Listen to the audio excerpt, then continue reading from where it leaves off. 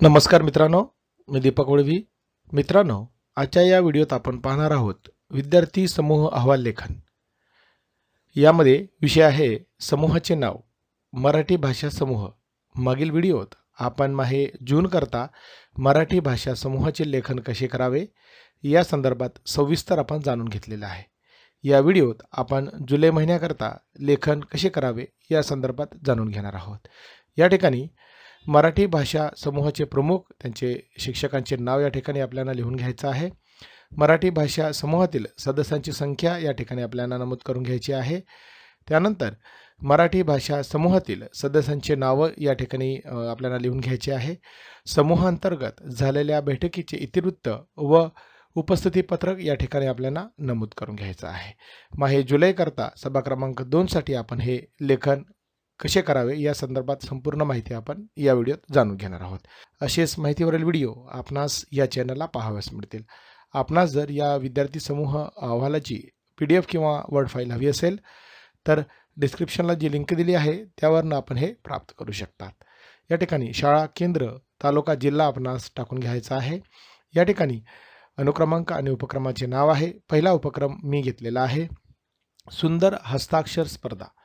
ज्या दिवशी आपण हा उपक्रम घेणार आहोत, ज्या सप्ताहामध्ये घेणार आहोत ते या ठिकाणी आपल्याला नोंद करून घ्यायची आहे. कार्यवाहीचा तपशील थोडक्यात या पद्धतीने आपल्याला लेखन करून घ्यायचं आहे. सुंदर हस्ताक्षर स्पर्धेचे आयोजन या ठिकाणी शाळेचं नाव टाकून घ्यायचं आहे. येथे दिनांक या ठिकाणी आपण ज्या दिवशी घेणार आहोत ती तारीख या ठिकाणी आपल्याला टाकून घ्यायची आहे. रोजी करण्यात आले.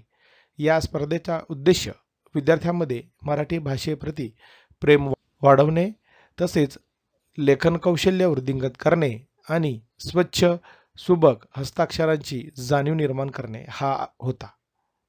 स्पर्धेला उदाहरणार्थ इयत्ता 5वी ते 10वी मधील विद्यार्थी घेण्यात आले. यामध्ये 50 विद्यार्थी हे घेण्यात आलेले होते. विद्यार्थ्यांनी सहभाग घेतला. प्रत्येक विद्यार्थ्याला एका दिलेल्या अनुच्छेदाचे किंवा कवितेचे किंवा वाक्याचे स्वच्छ व सुंदर हस्ताक्षरात लेखन करण्यासाठी 30 मिनिटांचा कालावधी देण्यात आला. स्पर्धेचे परीक्षणासाठी मराठी विषय शिक्षक किंवा बाह्य परीक्षक किंवा तज्ज्ञ यांनी केले. हस्ताक्षरातील सुवाच्यता, सौंदर्य, अक्षरांची मांडणी, अंतर, रेखीवपणा इत्यादी निकष लक्षात घेण्यात आले. स्पर्धेचा समारोप शाळेच्या मुख्याध्यापक, प्राचार्य यांच्या अध्यक्षतेखाली पार पडला. त्यांनी सर्व सहभागी विद्यार्थ्यांचे कौतुक केले आणि हस्ताक्षर सुधारण्यासाठी नियमित सरावाचे महत्त्व अधोरेखित केले. ही स्पर्धा विद्यार्थ्यांमध्ये भाषेची आवड निर्माण करणारी आणि स्वच्छ लेखनासाठी प्रेरणा देणारी ठरली. अशा प्रकारच्या उपक्रमांचे आयोजन भविष्यातही करावे अशी विद्यार्थ्यांची व शिक्षकांची मागणी होती. या पद्धतीने कार्यवाही लेखन करून घ्यायची आहे. या ठिकाणी उपक्रमातून निर्मित उत्कृष्ट साहित्य याबद्दल या ठिकाणी थोडक्यात लेखन करून घ्यायचं आहे. या ठिकाणी या उपक्रमातून सुंदर हस्ताक्षर स्पर्धा सुरू असताना व्हिडिओ तयार करण्यात आला. तसेच सुंदर हस्ताक्षर करणाऱ्या विद्यार्थ्यांचे लेखन शाळेच्या दर्शनी भागात लावण्यात आले. पुढील विषय या ठिकाणी मी घेतलेला आहे, विषय क्रमांक 2, समूह गट चर्चा. यामध्ये कार्यवाहीचा तपशील या पद्धतीने लेखन केलेला आहे. या स्पर्धेचा उद्देश विद्यार्थ्यांमध्ये विचारमंथन, संभाषण कौशल्य, ऐकण्याची क्षमता आणि आत्मविश्वास वाढवणे असा होता. स्पर्धेत उदाहरणार्थ यामध्ये 5 ते 6 गटांनी सहभाग घेतला. प्रत्येक गटात 4 ते 6 विद्यार्थी होते. प्रत्येक गटाला 10 मिनिटे वेळ देण्यात आला. चर्चेसाठी विषय स्पर्धेच्या दिवशीच जाहीर करण्यात आला. चर्चेचे परीक्षण शिक्षक परीक्षक मंडळाकडून केले गेले. मूल्यांकनाचे निकष विषयाची समज आणि मांडणी, वक्तृत्व आणि संभाषण कौशल्य, सहकार्य आणि एकमेकांचे म्हणणे ऐकण्याची पद्धत, विचारांची स्पष्टता आणि संदर्भ यामध्ये चर्चेचे काही निवडक विषय या ठिकाणी देण्यात आलेले होते. ते म्हणजे सोशल मीडियाचा तरुणावरील परिणाम. दुसरा विषय होता पर्यावरण संवर्धनाची गरज. तिसरा विषय होता मोबाईलचा वापर, वरदान की शाप. स्पर्धेच्या शेवटी परीक्षकांनी चर्चेतील काही महत्त्वाचे मुद्दे अधोरेखित करत विद्यार्थ्यांना पुढील स्पर्धेसाठी मार्गदर्शन केले.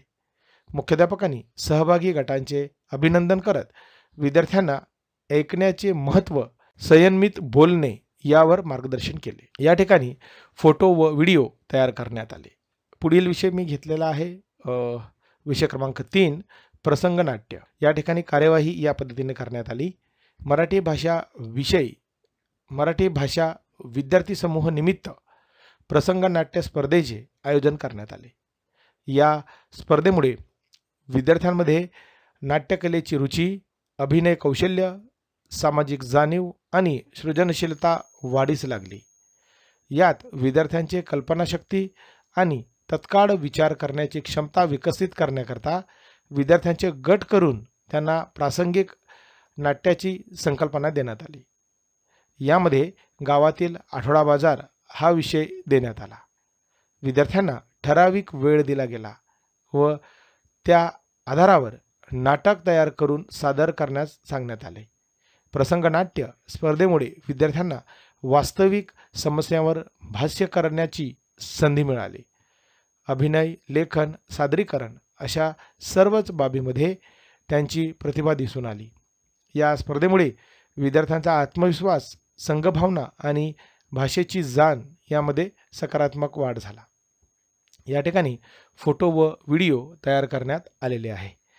पुढील उपक्रम घेतलेला आहे उपक्रम क्रमांक 4 शब्दकोडी. या ठिकाणी आपण ज्या तारखेला घेणार आहोत, ज्या आठवड्याला आपण हा उपक्रम घेणार आहोत ते या ठिकाणी नमूद करून घ्यायचं आहे. कार्यवाही या पद्धतीने लेखन करून घ्यायची आहे. या स्पर्धेचा मुख्य उद्देश विद्यार्थ्यांमध्ये शब्दसंपत्ती वाढवणे, विचारशक्तीला चालना देणे आणि मराठी शब्दांच्या वापराची ओळख घडवणे हा होता. आजच्या दिवशी उपक्रमात विविध शब्दकोडी देऊन कमी वेळात शब्दकोडे सोडवणे या संदर्भात स्पर्धेचे आयोजन करण्यात आले. तसेच मोठ्या गटासाठी शब्दकोडे निर्मिती अशा स्पर्धेचे आयोजनही करण्यात आले.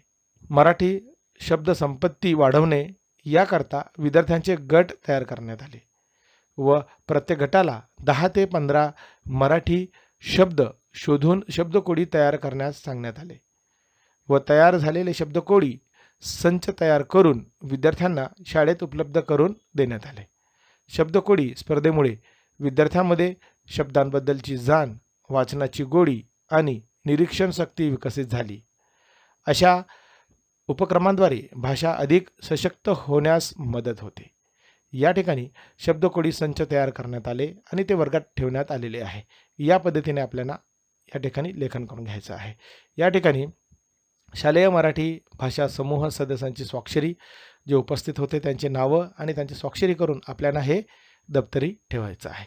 या पद्धतीने हे जुलैकरता विद्यार्थी समूह मराठी भाषा समूहाकरता आपण हे लेखन करू शकतो. आपणास व्हिडिओ आवडला असेल लाईक करा, शेअर करा आणि सबस्क्राईब करायला विसरू नका. धन्यवाद.